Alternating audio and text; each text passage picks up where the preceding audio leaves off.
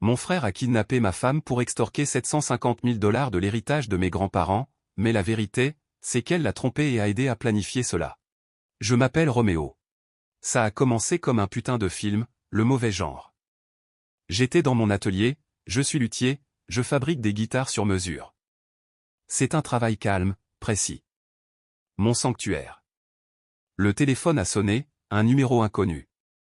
D'habitude, je laisse cela aller à la messagerie vocale, je me dis que si c'est important, ils laisseront un message. Mais quelque chose, une étrange prémonition glaciale, m'a parcouru l'échine. J'ai décroché. Roméo Valerius? La voix était déformée numériquement, comme un robot se gargarisant de gravier. Ouais, qui est-ce? Ma main se resserrait déjà sur le ciseau que je tenais. Nous avons votre femme, Olivia. Et si vous voulez la revoir un jour, jolie et indemne, vous écouterez très, très attentivement. Juste comme ça. Pas de préambule. Pas de présentation polie. Mon sang ne s'est pas seulement glacé, il s'est solidifié dans mes veines. Olivia. Ma Liv. Mon soleil, mon chaos, la femme qui m'avait sorti de ma coquille et m'avait montré ce que c'était que de vivre vraiment. Ma gorge s'est nouée. J'ai à peine réussi à articuler un « quoi, qu'est-ce que vous voulez ?» étouffé. De l'argent, Roméo. Une somme importante. Nous savons pour l'héritage de vos grands-parents. Nana et Pop Valerius ont été plutôt généreux, n'est-ce pas? Nous voulons 750 000. Propre, intraçable. Si vous impliquez la police, si vous essayez de jouer les héros, Olivia en paiera le prix. Et croyez-moi, Roméo, la voix baissa, devenant encore plus menaçante, empreinte d'une vile insinuation, il y a des choses que nous pouvons faire à une femme comme elle qui vous feront souhaiter qu'elle soit morte. Nous pouvons la rendre disponible à des associés très seuls, très désagréables. Vous comprenez? La bile m'est montée à la gorge. La cruauté désinvolte, la menace dégoûtante qui flottait dans l'air, ça me rendait physiquement malade. Mon atelier, habituellement un lieu de paix et de création, ressemblait soudain à une cage. L'odeur de cèdre et de palissandre, habituellement si réconfortante, semblait maintenant m'étouffer. N'osez pas la toucher, ai-je grogné, ma voix tremblant d'une rage si profonde qu'elle m'a presque effrayé. Ça, mon ami, ça ne dépend que de vous. Vous avez 72 heures. Nous vous contacterons avec les instructions pour le transfert. Ne nous décevez pas. Pour le bien d'Olivia. Clic, la ligne est morte. Je suis resté là, le téléphone serré à mort, fixant l'incrustation complexe sur laquelle je travaillais. C'était un colibri, en plein vol, quelque chose que Liv avait dessiné. Maintenant, ça avait juste l'air, moqueur. 750 000. Oui, mes grands-parents m'avaient laissé une somme considérable. Ils avaient travaillé jusqu'à l'os, des immigrants italiens de la vieille école, et voulaient que leurs petits-enfants aient une longueur d'avance. Mais ça, c'était un cauchemar. Les heures suivantes, que dis-je, les jours suivants, ont été un flot de peur atroce et d'un désespoir désespéré et griffant. Je ne pouvais pas manger, je ne pouvais pas dormir. Chaque ombre semblait cacher une menace, chaque craquement du plancher était un ravisseur qui approchait. Je repassais cette voix monstrueuse dans ma tête, ces menaces essayurantes sur ce qu'il ferait à Liv. La pensée d'elle, terrifiée, à la merci de ces animaux, c'était un tourment constant et viscéral. Ils ont envoyé des preuves, bien sûr. Un court clip vidéo granuleux à une adresse email jetable qu'il m'avait demandé de créer. Olivia, attachée à une chaise dans une pièce faiblement éclairée et sans relief. Ses yeux étaient écarquillés de terreur, son beau visage taché de larmes. Elle était bâillonnée, mais sa peur criait plus fort que n'importe quel son. La caméra s'attardait sur elle, sur les cordes qui liaient ses poignets, sur la façon dont elle tressaillait quand une ombre bougeait juste hors du cadre. C'était calculé pour me briser. Et bon sang, ça a failli le faire. Je n'ai pas appelé les flics. Leur menace était trop explicite, trop crédible. Je ne pouvais pas prendre ce risque. Au lieu de cela, j'ai fait la seule chose à laquelle j'ai pu penser. J'ai appelé Sal Petrocelli. Sal était un ancien détective, maintenant enquêteur privé. Vieille école, qui a tout vu, cynique au possible, mais avec la réputation d'obtenir des résultats quand les canaux officiels étaient bloqués. Il était cher, mais qu'est-ce que l'argent quand la vie de Liv, sa santé mentale, était en jeu?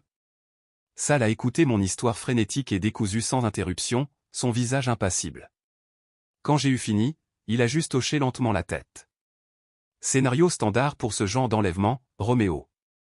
Ils savent pour l'héritage, donc c'est ciblé. Les menaces concernant les activités extrascolaires pour votre femme, c'est pour vous faire paniquer, vous rendre négligent, vous faire payer vite. Ça ne veut pas dire qu'ils ne le feront pas, cependant. Ces salauds sont imprévisibles. Il a exposé le plan. Je devais jouer le jeu, faire semblant d'avoir peur, leur dire que je réunissais l'argent. Pendant ce temps, ils commenceraient à creuser. Tracer l'email, essayer de localiser l'origine du téléchargement de la vidéo, chercher des miettes de pain numérique qu'ils auraient pu laisser. C'était un pari risqué, m'a-t-il prévenu. Ces types, s'ils avaient un peu de cervelle, utiliseraient des couches de proxy, des téléphones jetables, tout cryptés. Les jours qui ont suivi ont été une agonie lente. Plus de messages, plus de menaces voilées. Chacun d'eux un nouveau coup de couteau dans le ventre. Olivia te manque, Roméo. Mais elle se fait de nouveaux amis. Le temps presse. J'espère que tu ne penses pas à jouer les héros. Ils ont envoyé une autre vidéo. Celle-ci était plus courte, plus sombre. Olivia pleurait silencieusement. Une main d'homme, rugueuse, tachée de terre, est entrée dans le cadre et lui a caressé la joue. Elle a reculé comme si elle était brûlée. La voix déformée a chuchoté, elle a la peau douce, Roméo.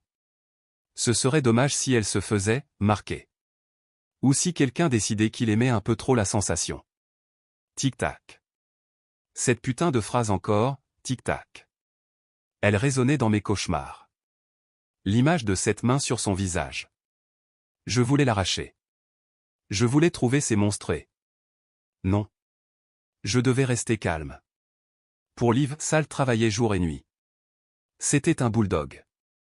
Il a réussi à tracer les téléchargements de vidéos jusqu'à une série de points d'accès Wi-Fi publics, sautant de l'un à l'autre. Les emails étaient acheminés par tant de serveurs offshore qu'ils étaient pratiquement intraçables. Le compte de rançon qu'il fournirait finalement serait sans aucun doute un fantôme, créé avec des identités volées. J'étais une épave. J'avais à peine quitté mon atelier, entouré de l'odeur du bois et de la colle, les seules choses qui semblaient à peu près normales. Je sursautais à chaque bruit. Je voyais le visage terrifié de Liv chaque fois que je fermais les yeux. Mes parents, que Dieu les bénisse, ont essayé d'aider. Ma mère, Maria, apportait de la nourriture que je ne pouvais pas manger. Mon père, Antonio, s'asseyait simplement avec moi en silence, sa présence un réconfort stoïque, bien qu'impuissant. Il savait que quelque chose n'allait vraiment pas, mais je ne pouvais pas leur dire toute l'étendue de la situation, pas encore. Les ravisseurs avaient prévenu de n'impliquer personne. Puis, une percée. Ou ce qui ressemblait à une percée. Ça l'a appelé, sa voix tendue avec une rare pointe d'excitation. J'ai quelque chose, Roméo. L'un d'eux a été négligent. A utilisé une carte compromise pour acheter un café près d'un des points d'accès Wi-Fi qu'ils ont utilisé pour un téléchargement. Le café avait une vidéosurveillance décente. Il était masqué, capuche relevée, mais j'ai obtenu un profil facial partiel sous un angle quand il a ajusté ce foutu truc. C'est granuleux au possible, mais c'est quelque chose. Je te l'envoie maintenant. Mon cœur battait la chamade contre mes côtes. J'ai tâtonné pour ouvrir l'email sur l'ordinateur de mon atelier. L'image s'est chargée lentement, pixel par pixel.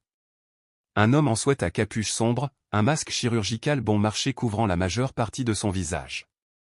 Il était légèrement tourné par rapport à la caméra. Mais l'angle, la ligne de sa mâchoire, la façon dont ses cheveux noirs bouclaient juste un peu sur son oreille, la carrure de ses épaules même sous le sweat à capuche volumineux. Et puis je l'ai vu. Une petite cicatrice blanche presque invisible, coupant son sourcil gauche en deux. Une cicatrice qu'il s'était faite à 15 ans, en essayant de frimer sur son skateboard, en se plantant la figure sur l'asphalte. Une cicatrice que j'avais moi-même aidé à nettoyer et à panser. Mon souffle s'est coupé dans ma gorge. Le monde a basculé. Les outils sur mon établi semblaient se brouiller. Non. Ce ne pouvait pas être. C'était impossible. Mon esprit hurlait son déni. Mais les preuves étaient là, me fixant en face. L'homme sur la photo, c'était Ethan. Mon frère. Mon frère aîné. La pièce a commencé à tourner. Ethan?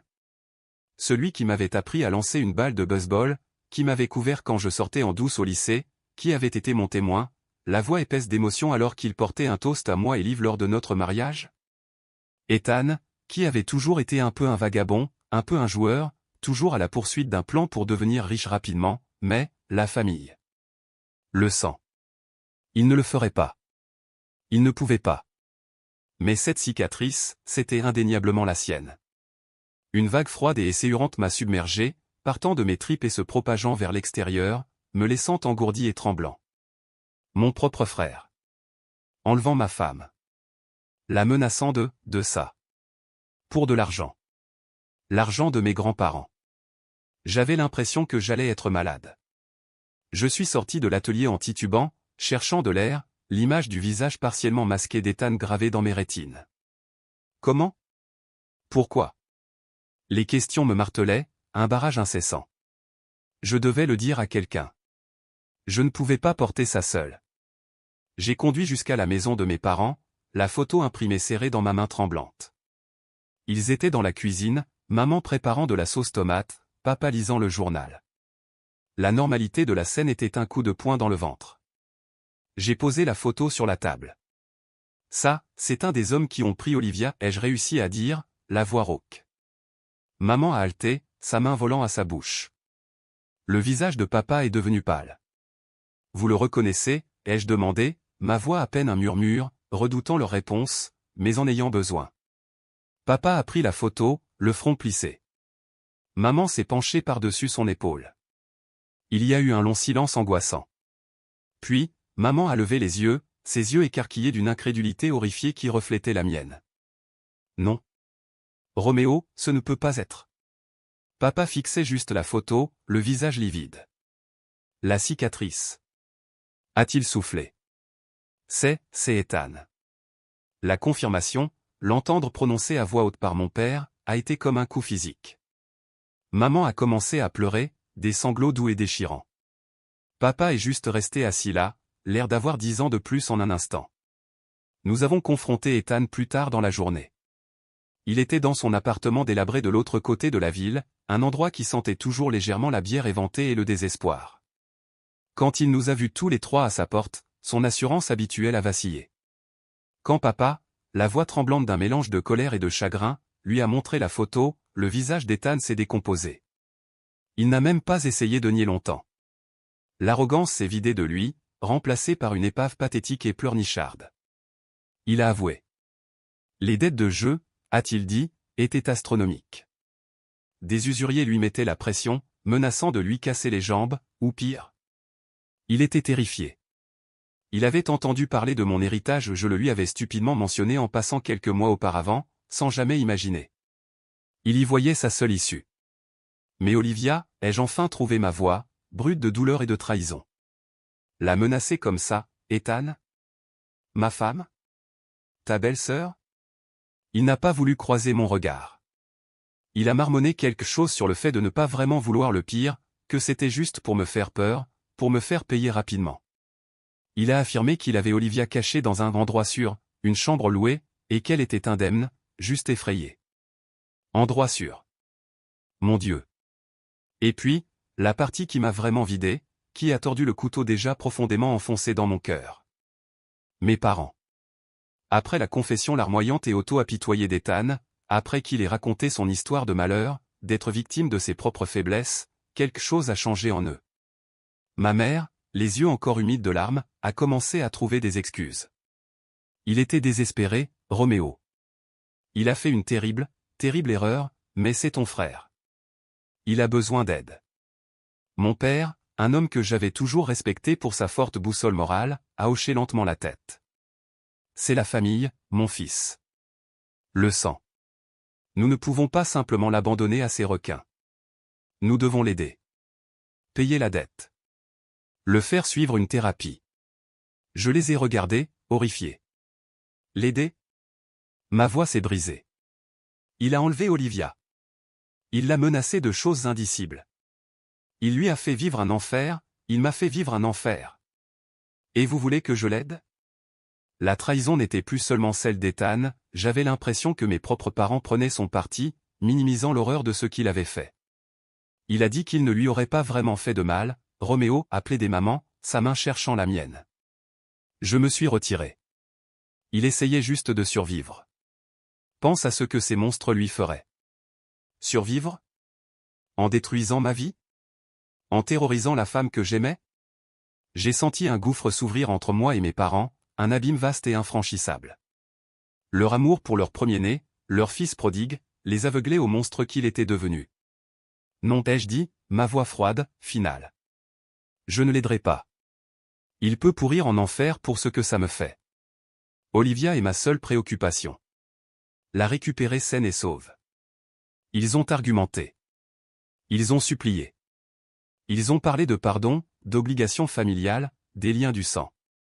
Mais tout ce que je pouvais voir, c'était le visage terrifié d'Olivia dans ses vidéos, tout ce que je pouvais entendre, c'était ces viles menaces, prononcées par l'homme qu'ils voulaient que je sauve. J'ai quitté leur maison en me sentant plus seul que je ne l'avais jamais été de ma vie. Le fondement de mon monde, ma famille, ne s'était pas seulement fissuré, il s'était effondré en poussière. J'ai appelé Sal immédiatement. Je lui ai parlé d'Ethan. Il n'était pas aussi choqué que je le pensais. C'est souvent quelqu'un de proche, Roméo. Quelqu'un qui a des informations privilégiées. L'avidité et le désespoir font faire des choses laides aux gens. Il a fait une pause. Mais ça, c'est un genre particulier de bassesse, même pour la famille. Où est-elle, Sal, ai-je exigé. Il a dit qu'il l'a dans une chambre louée. Il dit probablement la vérité sur cette partie, s'il a avoué autant. Il va chanter maintenant. Mais Roméo. La voix de Sal a changé, une note de prudence, de quelque chose d'autre que je ne pouvais pas tout à fait identifier, si glissant. Pendant que je fouillais dans les finances d'Ethan, essayant de vérifier son histoire de dette, j'ai trouvé quelques anomalies. Quelques schémas qui ne collaient pas tout à fait à l'image d'un ravisseur seul et désespéré. Qu'est-ce que tu veux dire? Mon estomac s'est noué.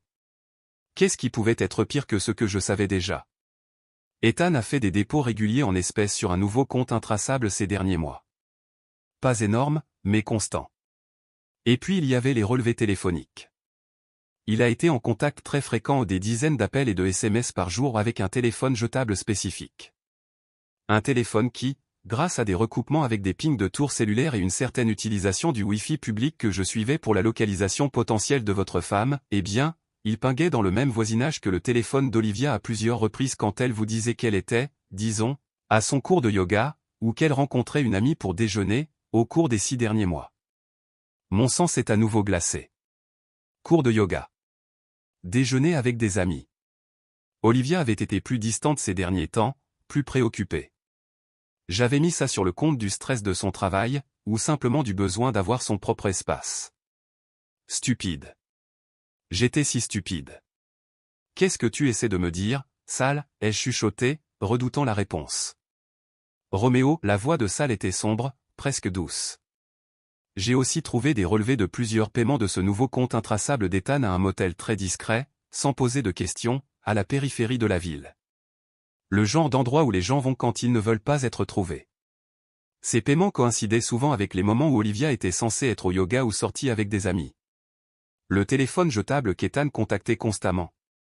Il a été enregistré, très brièvement, sous un faux nom, mais une adresse email liée, une qu'elle pensait probablement anonyme, m'a ramené à un ancien profil de réseau social. Un ancien profil appartenant à Olivia. Le monde a de nouveau basculé, plus violemment cette fois. Olivia. Ethan. Ma femme. Mon frère.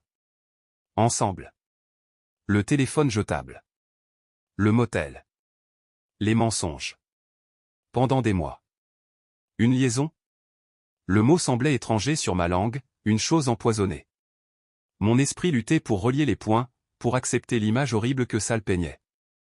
On dirait bien, Roméo. Une liaison de longue date, d'après ce qu'il semble. Et voici le clou du spectacle, la partie qui va vous donner envie d'abattre des murs. Sal a pris une profonde inspiration. La demande de rançon initiale, la façon dont elle était structurée, la connaissance spécifique de la formulation exacte de vos grands-parents concernant l'héritage. Ethan est peut-être un joueur, mais il n'est pas si sophistiqué. Les vidéos d'Olivia, sa peur avait l'air réelle, mais une partie de la mise en scène, le moment des téléchargements, ça semblait un peu trop orchestré. Et ces petits dépôts réguliers qu'Ethan faisait avant l'enlèvement? C'étaient des retraits d'un compte joint auquel il semble avoir eu accès. Un compte qui avait aussi des dépôts réguliers et modestes provenant de, eh bien, d'un compte que j'ai retracé jusqu'à Olivia. Ma tête tournait. Je ne pouvais plus respirer. Quoi, qu'est-ce que tu dis, sale? Va droit au but. Je dis, Roméo, que cet enlèvement, ça commence à ressembler moins à Ethan agissant seul par désespoir, et plus à une mascarade méticuleusement planifiée. Une performance. Orchestrée par eux deux. Ethan avait besoin d'argent pour ses dettes de jeu, oui. Mais Olivia, peut-être qu'elle en avait marre de votre vie tranquille. Peut-être qu'elle était excitée par le danger avec Ethan. Peut-être qu'elle y voyait un moyen d'obtenir un gros pactole et de commencer une nouvelle vie avec lui. La liaison était la base. L'enlèvement était l'arnaque pour obtenir votre héritage. Une arnaque. Une mascarade. Mon Olivia, ma douce et vibrante Liv, qui avait pleuré à notre mariage et juré qu'elle m'aimerait pour toujours, avait-elle joué la comédie alors aussi? Sa terreur dans ses vidéos, était-ce simulé? Ou était-elle une victime d'une manière différente, manipulée par Ethan? Non, les preuves de Sal pointaient vers sa complicité. Le compte joint. Le téléphone jetable. Le motel. La douleur était une entité physique, un poids colossal écrasant ma poitrine, m'ôtant l'air des poumons. Ce n'était plus seulement de la trahison. C'était un niveau de tromperie si profond, si monstrueux, que c'était presque incompréhensible. Ma femme et mon frère. Complotant ensemble. Pour me détruire. Pour me voler. Pour tourner en dérision tout ce que je tenais pour sacré. La chambre louée, ai-je réussi à dire, ma voix un murmure déchiqueté. Où est-elle? Ethan nous le dira maintenant. Il n'a aucune raison de se retenir. Mais Roméo, préparez-vous. L'Olivia que vous trouverez ne sera peut-être pas l'Olivia que vous pensiez connaître. Sal avait raison. Ethan, sous pression et avec la menace que Sal remette tout au vrai flic s'il ne coopérait pas pleinement, a complètement craqué. Il a donné l'adresse d'un motel miteux de l'autre côté de la ville, le genre d'endroit où les chambres se louaient à l'heure et où personne ne posait de questions. J'y suis allé en voiture, Sal me suivant dans sa propre voiture. Je me sentais comme un zombie, un automate se déplaçant dans un cauchemar. Mon cœur était un bloc de glace dans ma poitrine. Chaque souvenir affectueux que j'avais d'Olivia, chaque rire partagé, chaque moment de tendresse, semblait maintenant souillé, comme une belle peinture éclaboussée de saleté. La chambre de motel était aussi sinistre que prévu. Moquette bon marché et tachée. Une lumière fluorescente vacillante. Et là, assise sur le bord du lit défait, l'air non pas terrifié, mais, ennuyé, presque impatient, se trouvait Olivia. Elle était habillée de vêtements décontractés, ses cheveux un peu en désordre, mais il n'y avait pas de corde, pas de bâillon, aucun signe de détresse. Quand elle m'a vu dans l'embrasure de la porte, ses yeux se sont écarquillés, non pas de soulagement, mais avec une lueur de quelque chose d'autre, de l'agacement? De la surprise d'être prise? Ethan se cachait près de la porte, ressemblant à un rat piégé. Roméo, s'exclama Olivia, sa voix un peu trop enjouée, un peu trop forcée. Elle s'est levée, a commencé à marcher vers moi. Oh, Dieu merci tu es là. Ethan, il est devenu fou, il a dit qu'il avait besoin d'argent. Laisse tomber, Olivia, ai-je dit, ma voix plate, dépourvue de toute émotion. Le son de celle-ci, si froid et mort, semblait me surprendre même moi. Ça l'a arrêté net. Elle a regardé de moi à Ethan, puis de nouveau à moi, une lueur de peur authentique apparaissant enfin dans ses yeux. Je l'ai ignoré un instant, me tournant vers Ethan. Une liaison, Ethan? Avec ma femme? Depuis combien de temps? Il a dégluti, regardant le sol. Un moment, Rome. Écoute, j'ai merdé. Grave. Mais elle me comprenait. Tu étais toujours si stable. Elle avait besoin d'excitation. De l'excitation, ai-je répété, le mot ayant un goût de cendre dans ma bouche. Alors simuler un enlèvement, la menacer, me terroriser, prévoir de me voler 750 000 $, c'était votre idée de l'excitation? C'était surtout son idée pour l'argent, marmonna Ethan, essayant de rejeter la faute. Elle a dit que ça ne te manquerait pas tant que ça. Elle savait pour mes dettes. Elle avait pitié de moi. Pitié. C'est le mot qui a finalement percé l'engourdissement, allumant une rage froide et furieuse. Je me suis tourné vers Olivia. Son visage était pâle maintenant, ses yeux parcourant la pièce comme si elle cherchait une issue. Pitié, Olivia, ai-je demandé, ma voix dangereusement douce. Tu avais tellement pitié de lui que tu as décidé de coucher avec mon frère? De trahir nos vœux de mariage? Et puis tu as eu tellement pitié de lui que tu l'as aidé à orchestrer cette mascarade essayurante? Les vidéos, Olivia? Les larmes? Ta terreur? Était-ce tout un numéro pour moi? As-tu aimé me voir souffrir, sachant que tout était un mensonge? Elle a finalement abandonné la comédie. Un regard dur et provocateur est apparu sur son visage. Très bien, oui. Nous avons eu une liaison. Et oui, l'enlèvement était un plan. Léo se noyait dans les dettes, Roméo. Ses usuriers l'auraient estropié. Il était mort de peur. Je l'ai fait parce que je tiens à lui, parce qu'il avait besoin d'aide. Quelque chose que toi, avec toute ta précieuse stabilité et ton atelier, tu ne comprendrais jamais. Tenir à lui?